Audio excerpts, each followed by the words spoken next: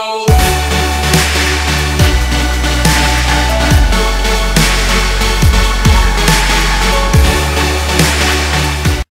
Hello there guys and welcome, it is Niran here, and today it is time for episode number 2 of the FIFA 15 show, and the first thing I'm sure you have noticed is that I have finally got a new mic. This is the first commentary I will be doing with it.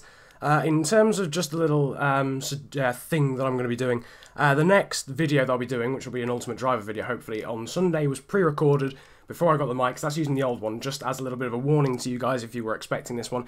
But yeah, for every commentary after that, I'll be using this Blue Snowball microphone that I have got. It's awesome. Hopefully you can hear me a lot clearer now. There's no more of that buzzing that used to go on. But nevertheless, this is of course the series where I go through news and updates that EA release based on FIFA 15, all concerning FIFA 15. And there's been a decent amount actually this week.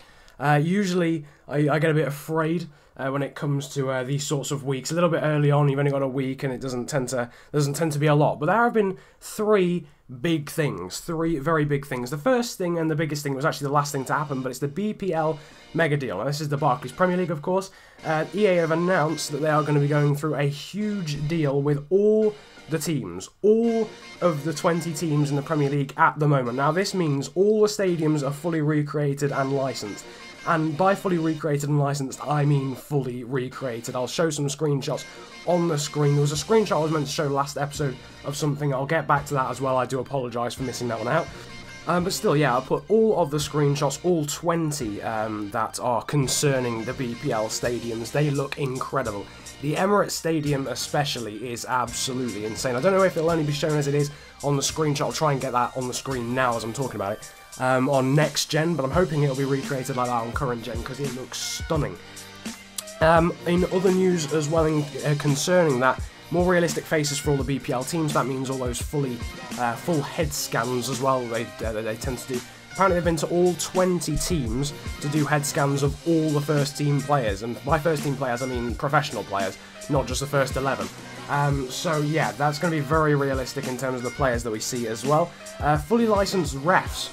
Finally, we're not going to get, oh, what's his name? The really strict one. I get him for every single game. He's awful. He's a black dude and he's absolutely awful. But finally, we're going to be getting some of the fully licensed refs from the Barclays Premier League. I don't know about other leagues. It's just the Barclays Premier League at the moment. We'll have to see if there's any developments after that as well. So we've been through fully licensed refs. There's proper BPL graphics as well. So that includes the next fixture and goal line technology. Yeah, you heard me. Goal line technology will be on FIFA 15. Despite the fact that it's a computer game and already knows whether the ball is across the line, we now get the graphic as well, which will be pretty cool. I assume that won't be for every goal. I'm really hoping not. That'll be a little bit repetitive. But only for close shaves and whether the goalkeeper saves it off the line and the such like. But it is quite interesting. It's very realistic and it's quite an interesting concept to see, and how they go along with that and how they develop it. We've got real-world chants as well from all Barclays Premier League teams, and real advertisement boards that move. I went through that last episode as one of the things that was introduced in the E3 trailer, so if you haven't seen that, go and check out the last episode of the FIFA 15 show. But yeah, the real ad boards with the sponsors as chosen by each club, so it's quite interesting actually. It's a huge deal that's gone on with the Barclays Premier League. I hope they can secure that actually for other leagues as well. That would be brilliant. The Bundesliga as well, the nice little BT Sport thing they get going on there, and the Liga BBVA as well. That'd be quite interesting. I don't watch any of the leagues live, although I will start watching the Eredivisie because it's on Sky Sports. But yeah, that'll be very interesting to see if they can do that for other leagues as well. I would suggest they'll probably only do it with one. Putting all that time and effort into the real-life head scans and the such like, and licensing the refs, I'm assuming is probably quite a lot of hard work, but still that is a very interesting thing being brought to 15, and I think it will add hugely, especially if you're going to be doing career mode as well. It's pretty much swung me to do a career mode in one of the English leagues.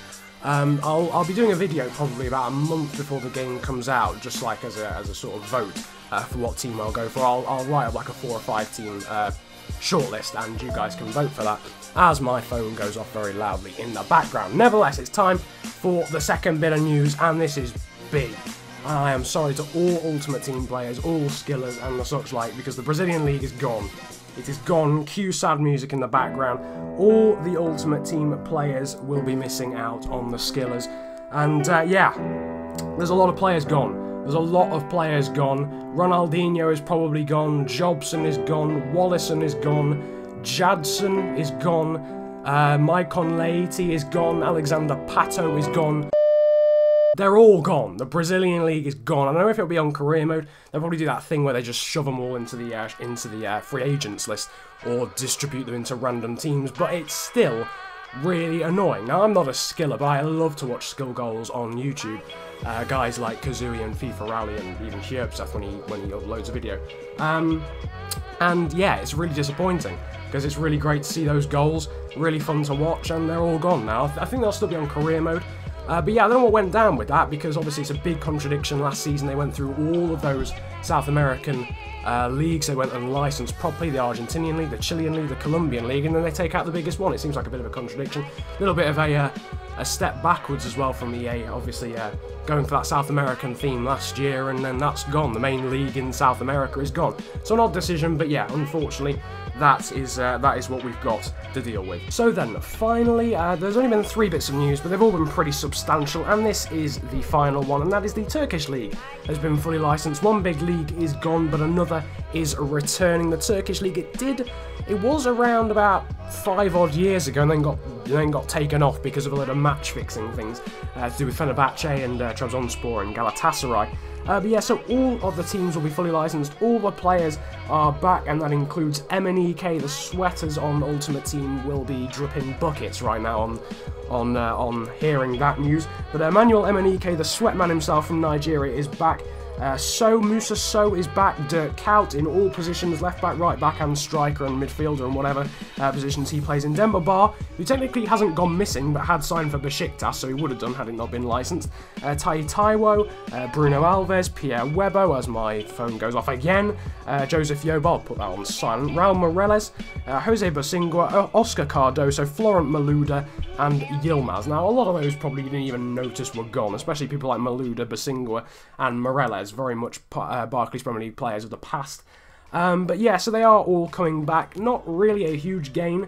I'd say only really MNEK and Tai Taiwo are going to bring any more excitement to Ultimate Team, certainly. But in career mode, there are a few young players, especially Yilmaz there, that you could get, and a few players if you were looking in the Championship. Players like Musa So and Pierre Webo, who are quite cheap players that you can get in career mode for a Championship team. Nevertheless, that rounds up all the news from EA this week concerning FIFA 15. Didn't really go through this series properly when I started up, so just for those who weren't around when the FIFA 14 show was about, this is a weekly series. It'll be every Friday, and of course giving you all the news on FIFA 15 as it well, not quite as it happens, but potentially a few days after it happens and after it explodes Twitter for a few hours. But nevertheless, it's been a pleasure ranting at you guys today. I hope you really enjoyed this episode of the FIFA 15 show. Like and subscribe if you did, and comment about enjoying it if you enjoyed it that much. It's been a pleasure ranting at you guys today. Have a brilliant day, enjoy yourselves, and goodbye.